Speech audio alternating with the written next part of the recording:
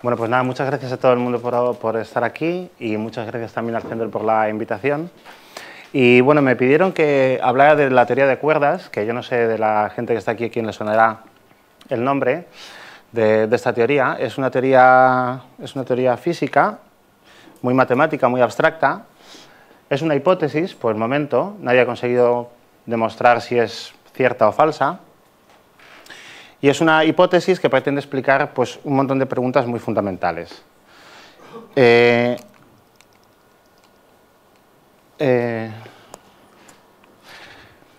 Bueno, una pregunta que todo el mundo se habrá hecho alguna vez es ¿de qué está hecho todo lo que vemos? ¿De qué están hechas las cosas que nos rodean? ¿De qué está hecha la materia? Esta pregunta se la hizo hace casi 2500 años Demócrito, entre otros. Y Demócrito, pues él razonaba de la siguiente manera. Él decía que, bueno, que todas las cosas que vemos cambian, pero para que todo cambie tiene que haber como un sustrato común. Y él se preguntaba por cuál era ese sustrato común. Y él llegó a la conclusión, o a la hipótesis, de que todo lo que existía se tenía que reducir a unos, digamos, ladrillos fundamentales, que serían indivisibles, no se podrían dividir más, serían irrompibles. Y a partir de ellos, es decir, igual que con un conjunto de ladrillos podemos hacer casas de diferentes formas, pues esos ladrillos fundamentales del universo serían lo que después da forma a toda la materia, a todas las cosas que vemos a nuestro alrededor, ¿no? Entonces se razonaba que, bueno, que solamente hay dos cosas que tienen sentido en el mundo, lo que existe y lo que no. Lo que existe son los átomos y lo que no existe es el espacio vacío. Tanto era así que, bueno, esta frase se la atribuye a él. Los principios de todas las cosas son los átomos y el espacio vacío, y todo lo demás es dudoso y opinable. Entonces, bueno, vamos a ver a lo largo de la charla que, bueno, tan equivocado no estaba. Entonces, acerca de la pregunta de por qué el universo es como es, si traducimos los dos principios básicos de Demócrito al lenguaje de la física moderna, pues lo que hay y lo que no hay, pues lo que hay es lo que nosotros llamamos materia y energía, y lo que no hay es el espacio. Entonces, la teoría de cuerdas es una teoría que pretende, o sea, que intenta avanzar en la dirección de explicar si esto es así o no, y lo que hay, y por qué hay lo que hay, y por qué lo que hay es como es. Entonces, lo que vamos a hacer ahora es, durante un rato de la charla, ustedes imagínense que tenemos un microscopio con el que podemos ver todo lo que queramos cada vez más pequeño. Entonces vamos a partir de una cosa fácil, conocida por todos, como es el agua. Esta foto está bien, porque muestra el agua en diferentes estados. Está en las nubes, está el hielo, está el mar. Y estos distintos estados del agua se transforman unos en otros, ¿no?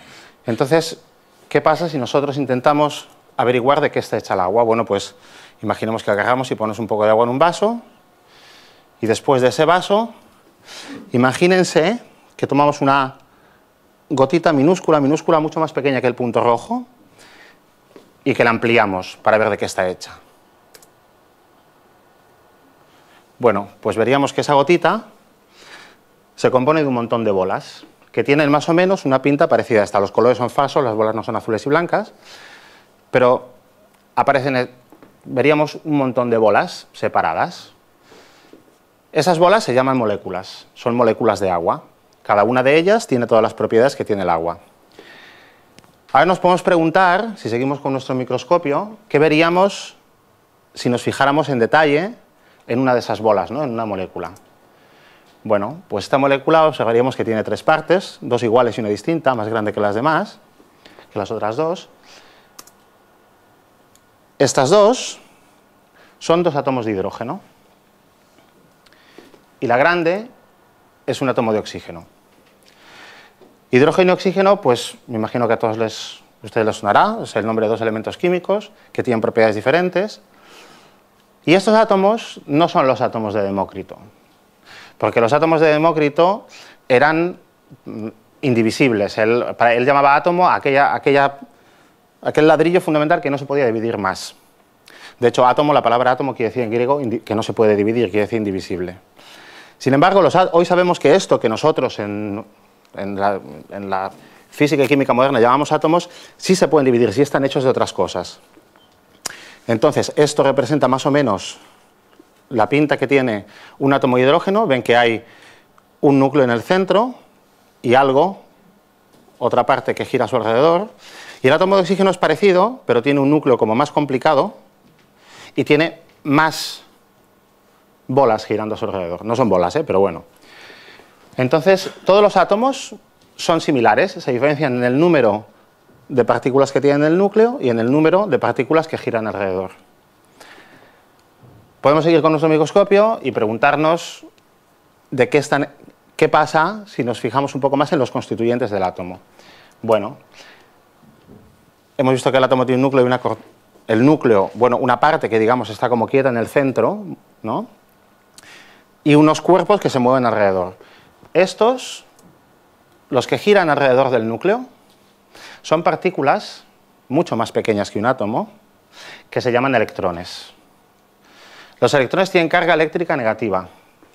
Me imagino que todos ustedes son familiares con la fuerza eléctrica, saben que hay cargas positivas y negativas que se atraen entre sí. Y el electrón es una partícula muy pequeña, esto es pequeñísimo al ojo humano, esto no se puede ver con un ojo, tan siquiera con un microscopio se puede ver, con un microscopio óptico, quiero decir. Y es una partícula que, bueno, hasta donde sabemos es una bola muy, muy, muy pequeña que tiene carga eléctrica negativa. En el núcleo del átomo hay dos tipos de partículas que están, todas ellas, ven que aquí hay como varios puntos pegados. Bueno, el núcleo está compuesto de dos tipos de partículas que están pegados entre sí. Una de ellas es un protón, que es, aquí la dibujo mucho más grande que el electrón porque en realidad un protón es una partícula muchísimo más pesada que el electrón. Un protón pesa como unas 2000 veces más que un electrón. Y un neutrón, que es más o menos igual de grande que el protón y que tiene carga eléctrica cero. Entonces el neutrón no siente la fuerza eléctrica y el protón y el electrón se atraen entre sí porque tienen cargas opuestas. Y podemos preguntarnos, igual que el átomo estaba hecho de estos tres tipos de partículas, podemos preguntarnos si estas partículas están hechas a su vez de algo más. Bueno, pues de las tres partículas que componen un átomo, por cierto, todos los átomos, yo he cogido el ejemplo del átomo de oxígeno, pero hay muchos elementos en la naturaleza. ¿De acuerdo? El oxígeno es un elemento, el calcio, el hierro. Todos los elementos que conocemos están hechos de átomos, todos los átomos están hechos de estas tres partículas. Se diferencian en el número que tienen de cada una. Un átomo de hidrógeno, por ejemplo, solamente tiene un protón, en torno al cual solamente gira un electrón. Un oxígeno tiene 8 de estos, 8 de estos y 8 de estos, 8 de cada. Un átomo de calcio, por ejemplo, tiene 20 protones, 20 neutrones y 20 electrones girando alrededor. Pero de esas tres partículas están hechas todos los elementos químicos que conocemos. Bueno, si tomamos un microscopio e intentamos averiguar de qué está hecho un protón, pues vemos que un protón tampoco es indivisible. Un protón está hecho de otras tres partículas, está hecho de tres partículas que se llaman quarks. Esto es uno de los descubrimientos de la física moderna, por moderna me refiero, es un descubrimiento de los años 70 más o menos, que los protones se podían romper y que lo que hay dentro de un protón son tres partículas que, bueno, se llaman quarks, el nombre es un poco misterioso, el origen. Estos quarks que forman el protón son de dos tipos diferentes, por eso he dibujado dos rojos y uno azul. Hay quarks de tipo U, que tienen carga eléctrica positiva, pero esa carga vale 2/3, y un quark de tipo D, que tiene carga eléctrica negativa, pero vale -1/3. Entonces, dos quarks de carga positiva más 2/3 son 4/3 de carga, menos 1/3, 3/3, 1, que es la carga del protón. El neutrón es una partícula muy parecida, que también está hecha de tres quarks, de los mismos tipos que los quarks que componen el protón, pero tiene dos quarks de tipo D y un quark de tipo U, de manera que -1/3, menos 1/3, menos 2/3 de carga, más 2/3, 0. Bueno, los números no son importantes, pero bueno, lo que sí es importante es que cada una de estas partículas está hecha de 3 quarks, todos los protones del universo están hechos de 3 quarks, 2 de tipo U y 1 de tipo D, y los neutrones al revés. Y podemos preguntarnos de qué está hecho el electrón. Bueno, el electrón, hasta donde sabemos, hoy por hoy, es un electrón. Es una partícula realmente fundamental. Estos, los quarks y el electrón, ya son un poco más los átomos de Demócrito, porque hasta donde sabemos, esas partículas sí que son fundamentales, esas partículas no se pueden romper más, nadie sabe de qué están hechas. Tienen esas propiedades, tienen cierta masa, tienen una carga eléctrica que siempre es más 2/3, o siempre menos 1/3, o siempre es menos 1, en el caso del electrón, pero nadie sabe de qué están hechos. Son realmente puntos, digamos. De manera que todo lo que podemos ver a nuestro alrededor, toda la materia, toda la riqueza que uno encuentra en la naturaleza, está hecha de estos 3 tipos de partículas. Estas 2 que se juntan para formar protones y neutrones, que a su vez se juntan para formar el núcleo de los átomos, y los electrones, que giran alrededor del núcleo atómico. Falta una partícula de materia más que no hemos visto, porque no es tan fácil de encontrar y no forma parte de los átomos, que es el neutrino. El nombre puede que le sea familiar a alguien. El neutrino es una partícula diminuta, muy pequeña. Muy pequeña, cuando digo muy pequeña, quiero decir que su masa es muy pequeña. Los quarks, por ejemplo, son más pesados que el electrón, pero el electrón es mucho más pesado que el neutrino. Y aquí lo dibujo blanco porque tiene carga cero, por eso se llama neutrino. El nombre se lo dio un físico italiano hace como 50 años y lo llamó neutrino porque era como un neutrón pequeño, un neutrino. Entonces, estas partículas no forman parte de los átomos, pero se crean en la naturaleza. Por ejemplo, el Sol, en los procesos que tienen lugar en el Sol, emite constantemente muchísimos neutrinos. Ahora mismo esta sala está llena de neutrinos que nos están atravesando. Los neutrinos, lo que pasa es que son, digamos, tan pequeños que pasan de largo por casi cualquier cuerpo que atraviesen, cuesta mucho detectarlos, y por eso no forman parte de nuestra experiencia cotidiana, pero existen. Estas partículas, esto es un esquema, el quark de tipo U, el quark de tipo D, el neutrino, se representa por este símbolo, el electrón, componen toda la materia normal, toda la materia que podemos ver en el universo, en circunstancias normales. En circunstancias normales quiero decir, pues bueno, pues por ejemplo, no extremas, ¿no? Cuando nosotros hacemos experimentos, por ejemplo, o en procesos naturales, pero muy extremos, como los que tienen lugar, por ejemplo, en el centro de las estrellas, se crean otras partículas de materia. Por algún motivo, la naturaleza ha decidido que, bueno, que aparte, que va a construir todo lo que existe con esto, pero que existen otras partículas. Estas partículas, los quarks, los neutrinos y los electrones, vienen en 3 copias. Vienen en 3 copias, quiere decir que en la naturaleza existen estas que hemos visto y existen 2 copias más. Esas copias no son exactamente iguales, son más pesadas. El quark, por ejemplo, que es copia del quark U, es un quark, hay 2 copias, uno C y uno T. Este es mucho más pesado que el U y el T es mucho más pesado que el C.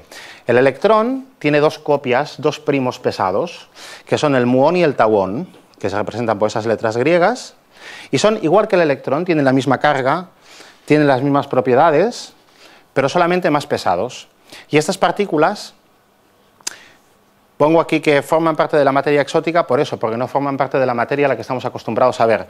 Para crearlas hace falta hacer experimentos a energías muy elevadas, o hace falta, digamos, chocar partículas muy rápido para que se creen. Como son mucho más pesadas que estas, enseguida se desintegran, pero bueno, esto no es importante. Lo importante es saber que, bueno, que existen, que básicamente moralmente todas son sencillas, son muy parecidas a estas, y existen 3 copias. Y existen 3, no existen más. Se sabe que no hay más, se sabe que no hay una 4ª generación de partículas de materia, por ejemplo. ¿Por qué hay 3? Nadie sabe por qué hay 3.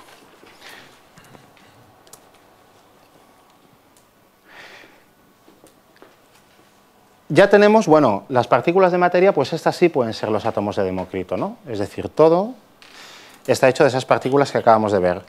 Ahora bien, hay una pregunta que nos hemos dejado en el tintero, que es la siguiente. Antes, cuando por ejemplo hablábamos de los átomos, yo les decía que en el átomo están los protones, que tienen carga positiva, alrededor del núcleo giran los electrones.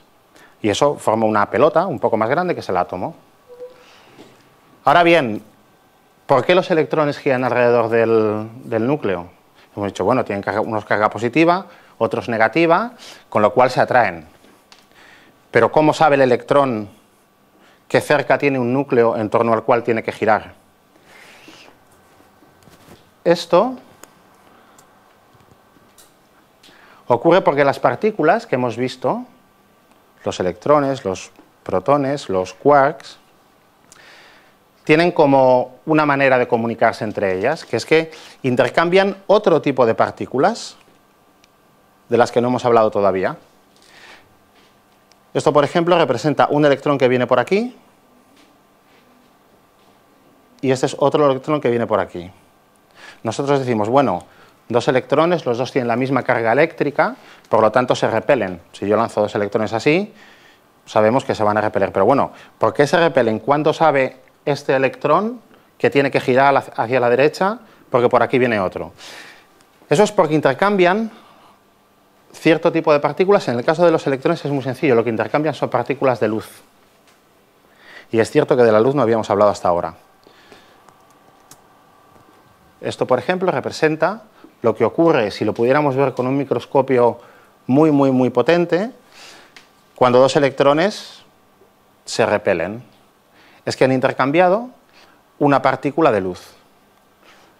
En este caso es fácil entenderlo. Ustedes imagínense si, por ejemplo, si alguno de ustedes es aficionado al tenis, cuando uno le da con la raqueta a la pelota, experimenta un impulso hacia atrás. Entonces la pelota de tenis, si quieren pueden pensar en la pelota de tenis como en el fotón, entonces al intercambiarlo, cuando uno se lo lanza al otro, se va para atrás. Y el otro cuando lo recibe también va para atrás. Es una manera gráfica de verlo. Y entonces vemos aquí que de repente tenemos otro tipo de partículas de las que no habíamos hablado hasta ahora. Estas partículas pueden pensar en ellas como partículas de energía. Por ejemplo, la luz está hecha de ese tipo de partículas. Entonces, ahora, en lo que se refiere a los átomos en los que pensaba Demócrito, digamos, la materia y la energía, todo lo que existe, ya hemos terminado. Tenemos los quarks, los neutrinos y los electrones, y los tres primos misteriosos que están ahí también, y las partículas que entre ellas se intercambian para saber qué hace la otra. Estas partículas hay de 4 tipos. Aquí no importan exactamente, ven aquí, bueno, que hay unos números por aquí que indican la masa, la carga eléctrica que tienen. Estas partículas tienen muchas propiedades, como por ejemplo, si rotan o no rotan en torno a su eje. Eso es lo que simbolizan estos números. Lo importante es que todo lo que existe está hecho, y esta vez sí que es todo, ya no hay más sorpresas, digamos. Todas las partículas, ya sean las de intercambio, ya sean las de materia, son alguna de estas. Y todas ellas, todos los fotones, por ejemplo, son iguales entre sí. Todos los electrones del universo son iguales entre sí. Y tienen unas propiedades muy bien definidas, que volveremos sobre ello al final de la charla, ¿vale? Tienen una masa muy concreta cada una de ellas, tienen una carga muy concreta, y de eso está hecho todo lo que conocemos. Y el intercambio de estas partículas explica todos los procesos que hasta ahora hemos visto en la naturaleza o en el laboratorio. Hay, sin embargo, una fuerza de la que no hemos hablado todavía, que es la gravedad. La gravedad es probablemente, la fuerza eléctrica es familiar para todos nosotros, pero la gravedad es la fuerza que nos es más familiar, más cotidiana. Es la fuerza que explica por qué las cosas se caen al suelo, ¿no? O la fuerza que explica por qué los planetas giran alrededor del Sol. Esta pregunta está relacionada con la parte que nos hemos dejado antes, que es la pregunta acerca de qué es el espacio. Esto es un poco abstracto, lo que voy a contar a lo mejor, pero nosotros, la idea que todos tenemos del espacio es que el espacio es lo que decía Demócrito, lo que no existe. Es como una cosa vacía en el cual las cosas se mueven. Newton, que fue el que formuló la teoría de la gravedad en el siglo XVII, formuló una teoría según la cual pues los cuerpos estaban en el espacio y los cuerpos se movían en el espacio. Y él explicaba el movimiento de los planetas o la caída de las manzanas a partir de una ley que describía cómo las manzanas y los planetas se mueven en el espacio. Pero el espacio, y es la idea que todos, también los físicos tienen en la cabeza, en su día a día, es que el espacio es una cosa que es estática. Sin embargo, Einstein, a principios del siglo pasado, por una serie de razonamientos pues que no estaba buscando esto él en realidad, llegó a la conclusión de que el espacio no es una cosa inerte en la cual se mueven las cosas, sino que el espacio en realidad es un objeto físico también. Y esta es la imagen que hoy en día tenemos en la física moderna de lo que es el espacio. La manera en la que se lo pueden imaginar es como si el espacio, en lugar de estar completamente vacío, fuera un líquido, por ejemplo, o fuera una sustancia elástica. Entonces, Einstein explicó la fuerza de la gravedad de una manera completamente diferente a como lo había hecho Newton. Einstein dijo, bueno, el espacio es una especie de líquido y los cuerpos, cuando están en el líquido, pues entonces hacen que el líquido, digamos, cambie, imaginen, o si lo quieren imaginar elástico, los cuerpos deforman la elasticidad del espacio que les rodea. Entonces, como los cuerpos no se mueven en una cosa que está completamente vacía, sino que sus propiedades van cambiando, se mueven hacia allá o hacia acá, y eso es lo que nosotros vemos, experimentamos como fuerza de la gravedad. Este fue uno de los cambios de paradigma probablemente más grandes que haya habido en la física en el último siglo, sin duda. Y la teoría de Einstein, aparte, no simplemente que explique lo mismo de una manera más extravagante, sino que explica los fenómenos que vemos, los fenómenos que se ven en la naturaleza, mucho mejor que la de Newton. Por lo tanto, se la tiene por cierta. ¿De acuerdo? Entonces,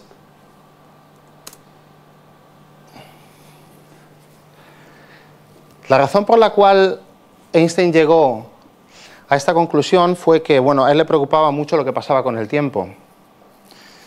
A él le preocupaba mucho lo que pasaba con el tiempo. Y en realidad, el tiempo es algo bastante parecido también al espacio. Para verlo, ustedes imagínense, esto es una escena en la que está pues alguien dando una clase o hablando, como yo aquí ahora, el muñeco azul, y aquí hay 3 personas que están sentadas escuchando. Al rato, el hombrecito rojo le cuchichea algo al de gris y el morado se levanta de la sala y después él se aburre y se va y el otro vuelve a su posición. ¿Qué es lo que hemos visto aquí? Si esto lo representamos todo junto, como si fuera una película de cine, vemos esto. Vemos que en realidad la trayectoria, digamos, en el tiempo del muñeco rojo es esta, el muñeco azul sigue ahí, el gris también, el violeta se va. Y esto es una imagen, esto es más o menos para hacerles entender que en realidad, igual que el espacio lo podemos representar como una coordenada, el tiempo es otra. Nosotros tenemos una percepción del tiempo muy distinta de la que tenemos del espacio.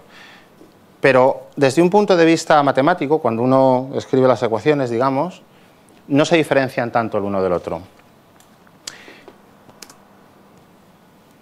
De hecho, y ese fue uno de los logros de Einstein, digamos, unificar la descripción del tiempo con la descripción del espacio, en un formalismo matemático que empaquetaba todo en uno y que funciona mucho mejor que tratar las cosas por separado. Eso en la física moderna recibe el nombre de espacio-tiempo, que no es simplemente juntar las dos palabras, sino que es un concepto que se refiere a una cosa unitaria, es decir, realmente el espacio y el tiempo, aunque nosotros en nuestra imaginación, pero lo imaginemos como cosas muy distintas, en realidad, cuando uno se preocupa de sus propiedades fundamentales, se comportan de modo muy parecido. De manera que ya casi tenemos todo. Teníamos, de acuerdo con lo que postulaba Demócrito en su día, ¿no?, que había átomos y espacio vacío, pues resulta que la materia y la energía sabemos que están hechas de partículas y que esas partículas son unas pocas, unas partículas muy bien definidas, son unas pocas que explican todo lo que vemos y todos los procesos que vemos.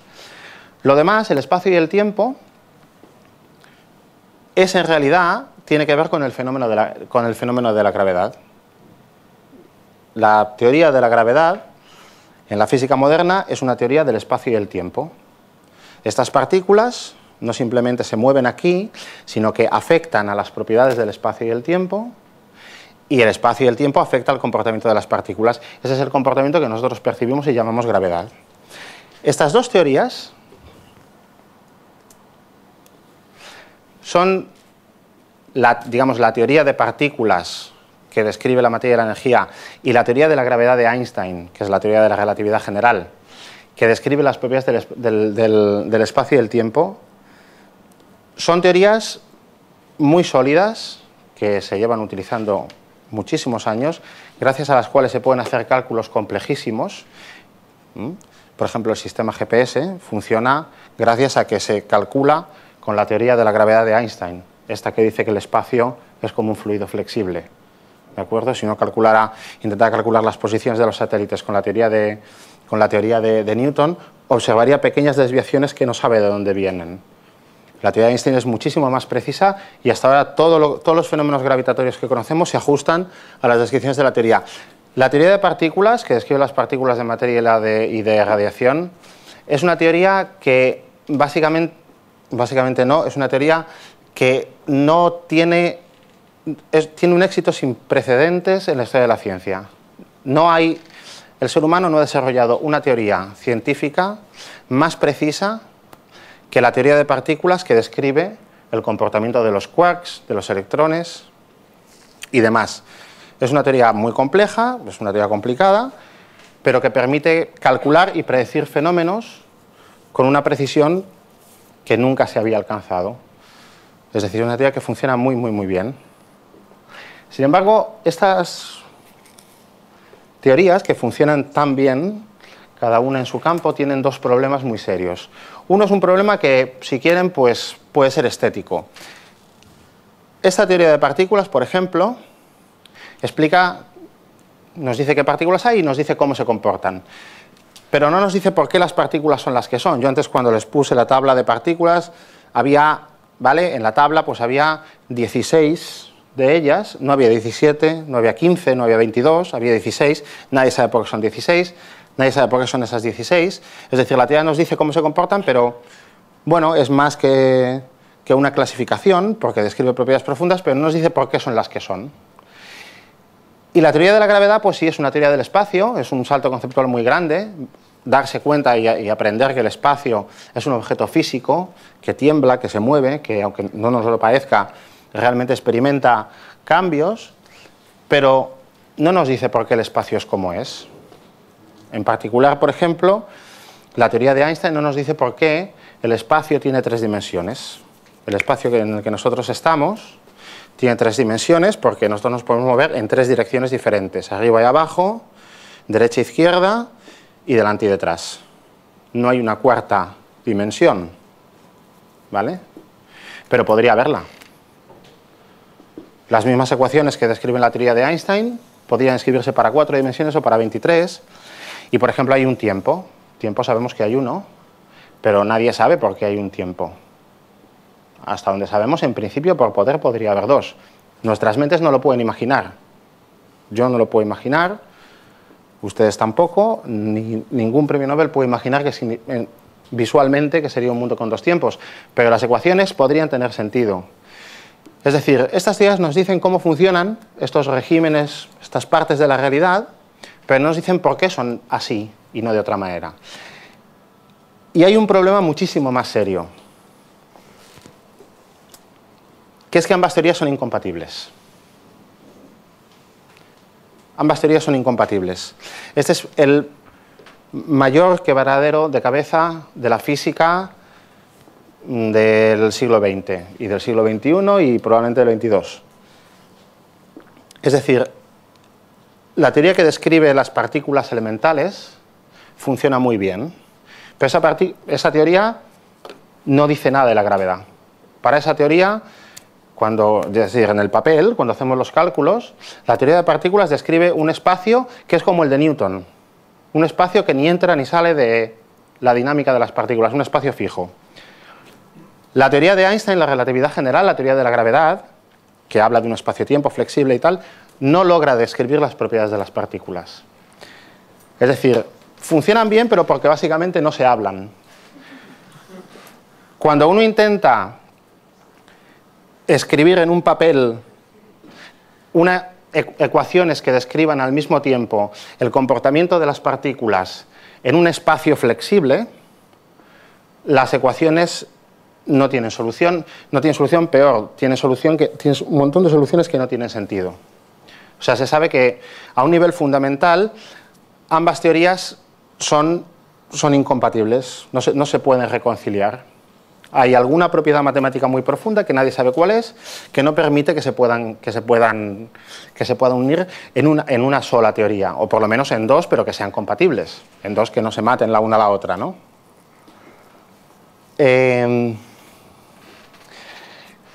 Es un poco fácil entender por qué estas dos teorías no casan bien entre sí.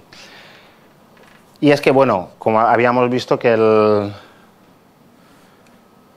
por un lado tenemos una teoría de partículas, por otro lado tenemos la teoría de la gravedad, que es una teoría del espacio-tiempo, y hombre, no cuesta mucho pensar que tiene que ser complicado hacer una teoría de partículas de espacio-tiempo. Es un concepto que, bueno, ya a la intuición le repugna un poco y a las matemáticas pues también. El caso es que estas dos teorías funcionan muy bien cada uno en su ámbito, pero no. Entonces, bueno, los físicos llevan pues básicamente 50, 60 años intentando ver cuál de las dos falla, porque las dos no pueden ser ciertas a la vez, pues por lo menos una está mal, probablemente las dos, nadie lo sabe. Entonces, allá por los años 60, o los años 70, los 60, 70, sí, por motivos históricos, gente que estaba, por supuesto, como siempre, como tantas veces en la historia de la ciencia, gente que estaba investigando otra cosa por otras razones y con otros propósitos, pues acabó en la idea, postulando la idea de que, bueno, de que ¿qué pasaría? Es decir, pues igual, para salir de este atolladero es que estamos asumiendo algo suponiendo algo pues, que no es cierto. ¿Y qué pasaría si las partículas, por ejemplo, los electrones, los neutrinos, los quarks, que habíamos dicho que, bueno, que eran como los átomos de Demócrito, ¿no? Que eran indivisibles, que no se podían partir más, que eran como realmente fundamentales? ¿Qué pasaría si esas partículas no fueran partículas, sino fueran otra cosa? Esas otras cosas pueden ser muchas otras cosas que pueden ser. Hasta ahora la gente solamente le ha encontrado sentido a una, y eso es la teoría de cuerdas. Si se acuerdan, nosotros partimos de la molécula de agua que tenía dos átomos, el átomo tenía un núcleo y los electrones que giraban alrededor.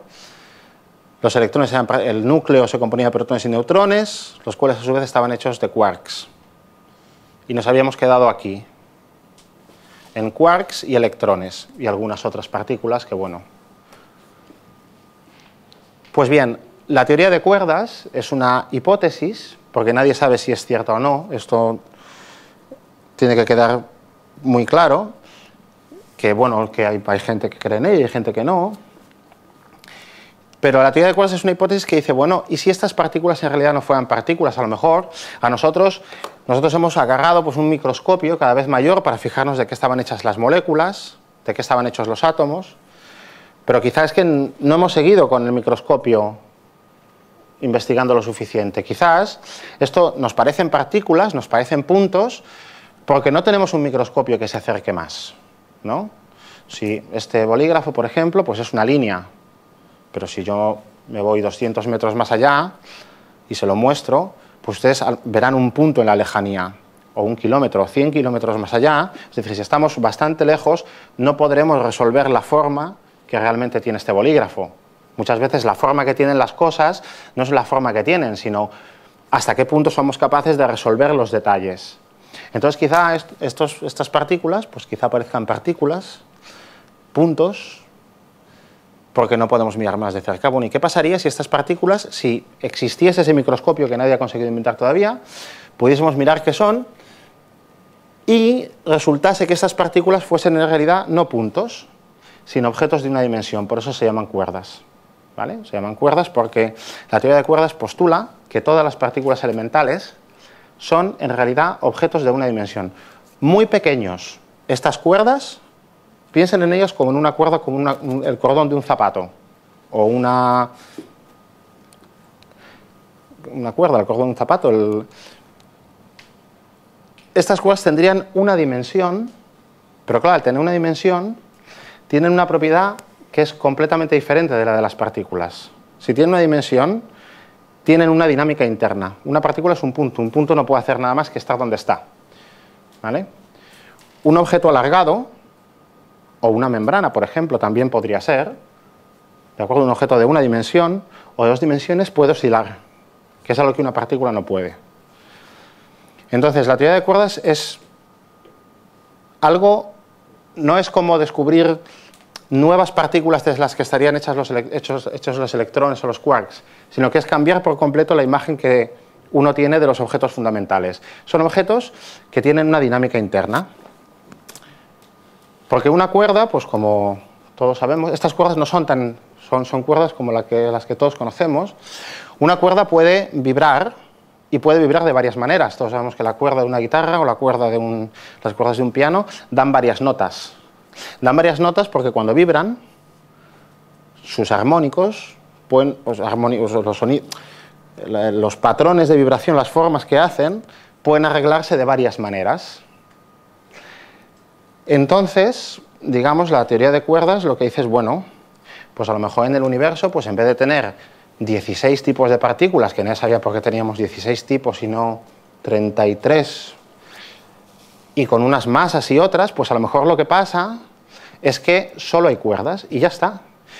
Y solo hay una cuerda, digamos, o sea, hay muchas, pero todas son exactamente iguales entre sí. Solo hay un objeto fundamental en la naturaleza, que son las cuerdas. ¿Por qué vemos algo que aparentemente tiene tanta variedad? ¿Por qué vemos partículas que nos parece que tienen una carga u otra, o una masa u otra? Porque eso son exactamente el equivalente a las distintas notas de la cuerda. Un electrón sería un mi, y un quark U sería un la, y un... ¿De acuerdo? Es una idea muy sencilla. ¿Cómo? ¿Por qué no hay más notas? Muy buena pregunta. En principio, o sea, una cuerda, esto es esquemático, ¿eh? Esto no son las únicas notas de la cuerda de la teoría de cuerdas. Una cuerda, en principio, puede tener infinitas notas, ¿vale? Puede vibrar con infinitas notas, cualquier cuerda. Ahora, para que ir produciendo más y más notas, a la cuerda hay que golpearla más y más fuerte. Son como las notas de una escala. Yo puedo tener un do, re, mi, fa, pero un fa tiene más energía que un mi, y un mi tiene más energía que un re. Entonces yo, para ir obteniendo notas cada vez más agudas, tengo que golpearle a la cuerda con más energía. A la cuerda de la guitarra estoy hablando, ¿eh? A estas les pasa lo mismo. Yo tengo infinitas notas y tengo, de hecho, infinitas partículas posibles. Lo que ocurre es que para hacer sonar esa cuerda con las notas más agudas y producir esas partículas que serían infinitas, yo tengo que darle muy fuerte a la cuerda. Mucha energía. Claro, a la cuerda tengo que hacer... Entonces, en principio, Eso se podría hacer, si se hiciera, veríamos infinitas partículas. La teoría de cuerdas, de hecho, predice un espectro en física, bueno, una variedad, un abanico infinito de partículas. Eso es una predicción muy precisa de la teoría de cuerdas, justo por lo que... Cuando has dicho que si puede ser una membrana, de hecho, da igual lo que sea, la importancia es que produce es eso. Sí, un momentito, ahora voy a las membranas. La teoría de cuerdas, o sea, en principio, justo hay más notas, hay infinitas notas y hay infinitas partículas. Lo que pasa es que en el mundo, en la experiencia cotidiana y en los experimentos que hasta hoy en día, por las limitaciones técnicas, podemos hacer en un laboratorio, solamente somos capaces de, digamos, de ver las notas más bajas. Las partículas que hemos descrito antes serían las notas más bajas de la cuerda, las más graves, las que requieren menos energía. Pero si alguien supiera, nadie sabe cómo hacer esto, porque no tenemos medios técnicos hoy en día. Pero si hubiera los medios técnicos y consiguiéramos excitar esos estados de la cuerda, veríamos más partículas de las que yo he dicho al principio. ¿De acuerdo? Por otro lado, lo de las membranas, también podían ser membranas, porque tienen que ser cuerdas. O sea, parecía que la magia del asunto estaba en tener un objeto fundamental que es extenso, que tiene una dimensión, pero podía tener dos. Entonces ya tiene dinámica interna y ya tiene notas, pues igual que la nota de una guitarra, pues un tambor también da notas. ¿Puede tener tres? Puede tener tres, sí. Lo importante es el resultado. ¿Cómo? Lo importante es el resultado, lo que produce más. Sí, lo que pasa es que si uno intenta hacer una teoría de membranas, en vez de una teoría de cuerdas, le pasa lo que le pasaba antes a la gravedad y a la teoría de partículas, que uno lo pone sobre el papel y la teoría matemáticamente no tiene sentido. Entonces la teoría de cuerdas es muy particular, porque no solamente, bueno, cambia la imagen que teníamos de las partículas y o sea, da un mecanismo que podría explicar todo lo que vemos, sino que la teoría de cuerdas además es única. Nadie ha conseguido escribir una teoría que funcione bien, sobre el papel tan siquiera, de membranas, por ejemplo. Ni de membranas, ni de dos dimensiones, ni de tres, ni de nada. Entonces, eso es un poco lo que los físicos venían buscando toda la vida. Un principio muy sencillo que explica todo lo que vemos y que además es único. Es decir, ese principio es único. Yo tengo una teoría de cuerdas porque no puedo escribir una teoría de membranas. ¿De acuerdo? La teoría matemática, cuando la escribo sobre el papel, predice cosas absurdas, como que la probabilidad de que algo pase es mayor que 100%, o predice, no lo sé, que los efectos preceden a las causas, por ejemplo, o cosas así, cosas que no tienen sentido, ni sobre el papel. Entonces la teoría de cuerdas, por eso, aunque nadie ha podido comprobar esto en un laboratorio, lleva a la gente 40 años estudiándola, porque es muy prometedora, pues es un principio único que parece explicar muchas cosas y que además parece único. El universo vendría a tener pues esta pinta. Absolutamente todo lo que existe son cuerdas que están vibrando. Esto es una imagen artística, claro, por supuesto. Y las distintas notas pues dan forma a esto, a ustedes, a mí. Entonces, esto es más o menos lo que ya hemos comentado. Las notas de la cuerda incluyen partículas de materia y energía como las que vemos. Y la teoría de cuerdas tiene otra propiedad que hasta ahora nadie había conseguido casar. Una de las notas,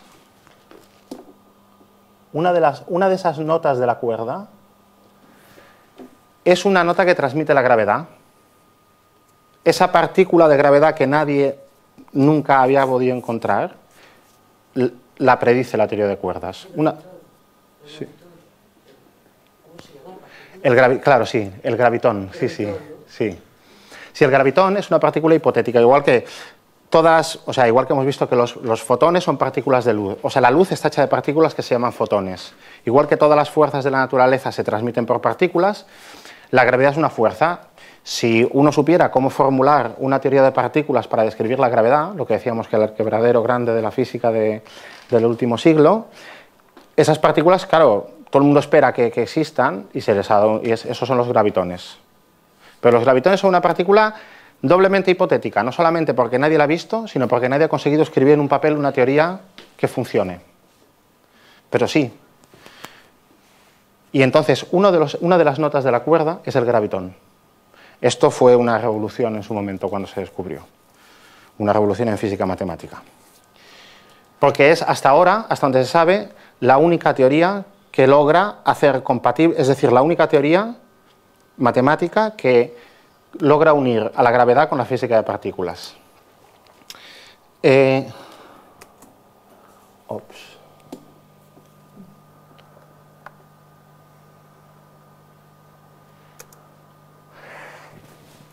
Dado que es una de las notas transmite la gravedad, es una teoría de la gravedad. Si es una teoría de la gravedad, es una teoría del espacio y del tiempo. Y de hecho lo es tanto que la teoría de cuerdas tiene una predicción muy extraña. La teoría de cuerdas predice que el espacio tiene que tener 9 dimensiones. Más el tiempo 10. Más el tiempo 10. La teoría de cuerdas es la única teoría conocida que fija el número de dimensiones del espacio. En cualquier otra teoría que intentemos escribir, teoría de partículas, la teoría de la gravedad de Einstein, el número de dimensiones es un parámetro que uno pone a mano. Uno pone en las ecuaciones a mano cuántas dimensiones quiere que tenga el espacio y entonces tira de la teoría para adelante. Y el número de 3 dimensiones espaciales, bueno, pues uno lo pone porque es lo que ve. Pero las teorías funcionarían con 4, con 5, o sea, matemáticamente serían consistentes con 4, con 5. La única teoría conocida que el número de dimensiones lo fija, lo predice, es la teoría de cuerdas. Pero claro, lo predice y nos dice que son 9. Lo cual alguien podría decir, y quizá con toda la razón del mundo, que es una razón para decir, bueno, pues esta teoría, deja de perder el tiempo con ella. Una teoría que predice 9 dimensiones, pues si yo veo 3... Sin embargo, la idea de que el espacio pudiera tener más dimensiones es más antigua que la teoría de cuerdas. La idea data del año de 1930, se le ocurrió a un par de físicos alemanes, por otras razones, y el espacio podría tener más dimensiones aunque no las viéramos. Nadie sabe si las tiene o no, pero el espacio podría tener más dimensiones de las que vemos, aunque en nuestra experiencia cotidiana no se muestren. Nuestro cerebro solamente puede imaginar un espacio de 3 dimensiones. Entonces no intenten imaginar un espacio de 6, porque no van a poder.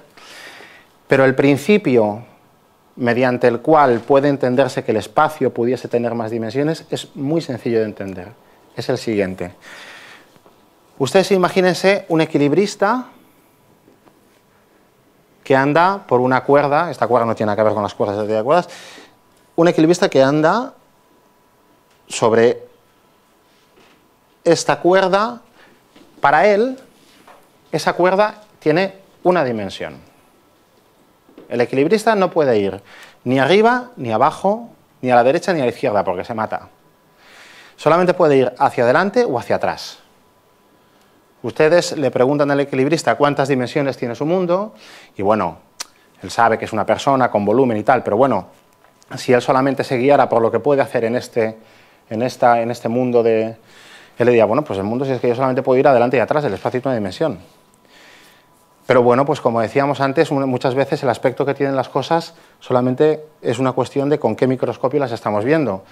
Si ustedes le preguntan cuántas dimensiones tiene el mundo a la hormiga que va por esa cuerda, pues la hormiga le dirá que la misma cuerda tiene 2 dimensiones. Porque ya puede ir para adelante, para atrás, para la derecha y para la izquierda.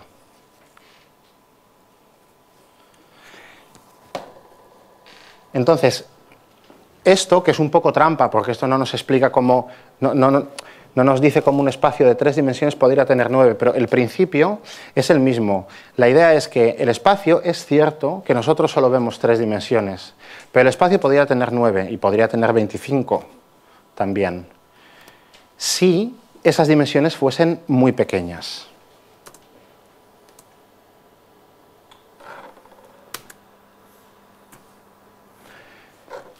Entonces, según la teoría de cuerdas, el espacio-tiempo, el espacio si quieren, tendría más o menos esta pinta. Esto de nuevo es una representación artística. Nosotros vivimos, por ejemplo, bueno, en nuestro caso son 3 dimensiones, pero bueno, aquí están proyectadas en 2. Nosotros solamente nos podemos mover así y así. Pero si nos hiciéramos pequeños, ¿no? Si pudiéramos agarrar un microscopio muy potente, veríamos que en realidad llega un punto en el que en cada punto del espacio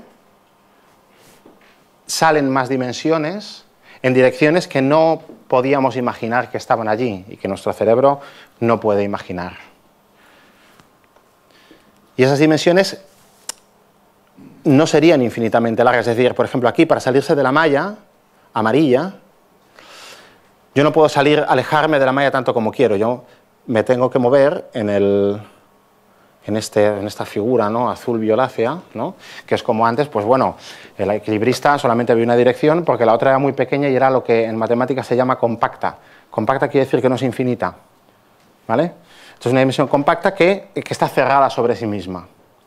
Entonces esto sería posible y esta es la solución que la teoría de cuerdas da para el espacio y para el tiempo. Y por cierto, la teoría de cuerdas también predice que solamente puede haber un tiempo. Con dos tiempos la teoría no funciona. La teoría de cuerdas fija que el número de tiempos que puede haber en el mundo es 1. Y el número de dimensiones 9. Sin embargo, esto, al principio, en sus orígenes, pues la gente dijo, bueno, esto es solo cuestión de tiempo. Resulta que tenemos una teoría de cuerdas que incluye partículas, nos explica el espacio, incluye la gravedad. La teoría de cuerdas es una, porque yo no puedo hacer una teoría de membranas o de tambores, digamos, solamente puedo hacer una teoría de cuerdas. Y bueno, predice 9 dimensiones, pero bueno, eso quiere decir que 6 son tan pequeñas que no las vemos, y en algún momento pues se trata de estudiar a fondo las ecuaciones de la teoría, y veremos pues lo que siempre hemos querido, es decir, una teoría que sea la única teoría posible y que nos diga por qué el mundo es como es y no de otra manera. La cuestión es que la teoría de cuerdas no fija la forma que tienen que tener esas dimensiones. Nos dice cuántas tiene, nos dice que están las 3 que vemos y otras 6 que son muy pequeñas, pero esas 6 pueden tener casi cualquier forma. No cualquiera, pero hay un número, forma me refiero a la, pues por ejemplo, la forma de una dimensión, o la forma, por ejemplo, un objeto de 2 dimensiones, por ejemplo, piensa en un objeto de 2 dimensiones, puede tener varias formas, ¿no? Esto puede ser un plano, pero digamos, si yo lo enrollo, por ejemplo, así, puede ser un cilindro. No tiene más dimensiones ni menos. Simplemente tiene otra topología que se llama en matemáticas, pero bueno, tiene otra forma. Esto es un cilindro y yo lo puedo enrollar de tal manera que sea una esfera, que es distinta, porque un cilindro tiene agujeros por aquí, una esfera no. Entonces, un espacio de 2 dimensiones puede tener muchas formas. Un espacio de 6 puede tener muchísimas más. Ese espacio de 6 que no vemos, ese mini espacio de 6 oculto. Y la teoría de cuerdas, por más que la gente lleva pues eso, 40 años intentándolo, no fija cómo tiene que ser ese espacio. Es más, predice que hay un montón de posibilidades, todas ellas igualmente válidas. Predice muchas soluciones. Muchas. Y claro, cada solución, cada forma para ese espacio compacto posible, en el fondo es un universo distinto. Es decir, es un universo con otras propiedades. Son todos universos que tienen 3 dimensiones, pues bueno, es decir, es como, pues imagínense la cuerda, ¿no? Pues la cuerda que teníamos antes tiene una dimensión, pero digamos luego esa dimensión por la que se puede mover la hormiga, pues puede ser un círculo, o puede ser un cuadrado, o puede ser un hexágono. A la hormiga le van a pasar distintas cosas, según la forma que tenga esa dimensión que el equilibrista no puede ver. Eso quiere decir que, bueno, el equilibrista va a ver, pues a lo mejor, el ejemplo no es justo, pero bueno, el equilibrista observaría que también su cuerda unidimensional tiene distintas propiedades. Es decir, cada solución es una imagen del universo que además tiene consecuencias que podrían medirse. Entonces, al final, pues la teoría de cuerdas pues era muy prometedora porque parecía que iba a explicar todo lo que había, y al final resulta que sí, que lo explica, porque explica cualquier cosa. Explica el mundo que vemos, nos dice cómo es el que vemos y unifica todo muy bien, de una manera muy bonita, pero porque predice tantas cosas que, bueno, que parece que también explica el nuestro, pero es un problema, no es lo que uno buscaba, pues bueno, la teoría que explicara por qué el universo es como es, y ahora resulta que tenemos una teoría que nos dice que el universo puede ser cualquier cosa. En cuanto, y ya acabo con esto, en cuanto a qué caracteriza nuestro universo o el universo, como lo quieran ver, nuestro universo lo que sí que sabemos es que contiene estas partículas. y a bajas energías por lo menos no contiene otras. El universo, todo lo que sabemos de nuestro universo, básicamente puede resumirse en este cuadrito. La cuestión es explicar este cuadrito, ¿no? O sea, este esquema. Y todos esos números que aparecen ahí. Porque esos números son 001 y no 1327, por ejemplo. O sea, como decía un físico una vez, pues hombre, en física teórica lo que hacemos es, pues bueno, en vez de tener un problema y buscar la solución, nosotros tenemos la solución, que es el mundo que vemos, y buscamos el problema. Buscamos el problema cuya solución es el mundo que vemos, ¿no? Se trata de explicar esos números. Esos números, además es un hecho, que esos números tienen una propiedad muy especial. Parecen que están como muy ajustados, pero ajustados con una precisión muy, muy, muy grande, enorme, para que en el universo haya vida. Si ustedes pudiesen jugar a crear universos, ¿no?, en los que estas partículas tuviesen estos números, alguno de ellos fuera ligeramente distinto, pero muy ligeramente distinto. Estamos hablando de, por ejemplo, cambiar, bueno, estos números del estilo 001, menos 2 tercios y 1 tercio son lo que se llaman números cuánticos que no se pueden cambiar, pero, por ejemplo, las masas de las partículas o la intensidad de las interacciones son números libres. Por ejemplo, la masa del electrón, ustedes ahí tienen que, bueno, en ciertas unidades que no ven, pero es 0,511, las unidades que emplean los electrones. La masa del electrón es libre, nadie sabe por qué el electrón tiene la masa que tiene. Esa masa se puede calcular con muchísimas cifras decimales. Es 5, 1, 1, 2, 3, 8. Si ustedes cambian la masa del electrón en un número 120 lugares después de la coma, 120 lugares después de la coma, resulta que, por ejemplo, los átomos no serían estables. No habría átomos. Los núcleos se desintegrarían, no les daría tiempo a formarse, se desintegrarían y no habría átomos. Claro, pues en un universo sin átomos, o sea, es decir, cambiar cualquier constante, tocarla un poquito, o constantes como la velocidad de la luz, por ejemplo, bueno, no, la velocidad de la luz no es un buen ejemplo, pero de todas las constantes que vemos en la naturaleza y que tienen un valor que, pues nadie sabe por qué tienen ese y no otro, si las tocamos un poquito, digamos, el universo como que se desmorona, se cae. No se podrían formar los átomos, habría un universo, pero no tendría ni átomos estables, no tendría cuerpos, no tendría planetas, no tendría estrellas y no tendría vida. Y entonces, claro, la pregunta es, bueno, pues vivimos en un universo, bueno, ¿qué pasa aquí? ¿Quién puede explicar esto? O sea, no solamente que no podemos explicar por qué el universo es el que es, sino que además parece que vivimos en un universo escogido. Escogido especialmente para que estemos aquí a las 8 de la tarde preguntándonos qué pasa con él, ¿no? Entonces, bueno, este es un debate abierto que nadie sabe y que probablemente seguirá abierto durante mucho tiempo. Nadie sabe cómo solucionar. Y simplemente para concluir, me gustaría darles la idea de, bueno, una de las maneras de afrontar este problema, o de pensar en él, más que afrontarlo, porque no resuelve nada, que tiene bastantes adeptos, es una postura filosófica que se llama principio antrópico y que viene a decir que, bueno, no pasa nada porque en este universo en el que vivamos sea tan especial que todos esos números estén cuadrados a la perfección para que haya vida. Y, por ejemplo, la teoría de cuerdas, que parecía que predecía muchos universos posibles, que predecía muchas soluciones, cada solución se interpreta como un universo, pues quizás ahí esté la clave de por qué este universo es tan especial que contiene vida. ¿Por qué? Si es verdad una cosa, que igual no sé si esto lo tienen todos ustedes claro, siempre que una teoría física predice varias soluciones, una teoría del agua, yo tengo una teoría del agua. La teoría del agua, yo nunca he visto lo que es el agua, yo tengo una teoría matemática del agua. El agua predice 3 soluciones, una dura, otra blanda y otra muy difusa. Luego, siempre que pasa eso, uno va a la naturaleza y ve que las 3 soluciones son verdad. ¿Vale? un marciano que nunca haya visto el agua, hace una teoría del agua y le salen 3 soluciones: hielo, líquido y gas. Él dice, pero bueno, el agua, a ver, tendrá que ser alguna de estas, ¿por qué me salen 3 soluciones?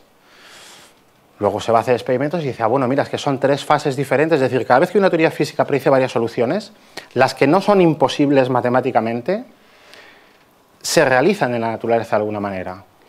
Tenemos la teoría de cuerdas que predice muchos universos posibles. Bueno, ¿y si esos universos existen? Esta teoría es muy controvertida, sí.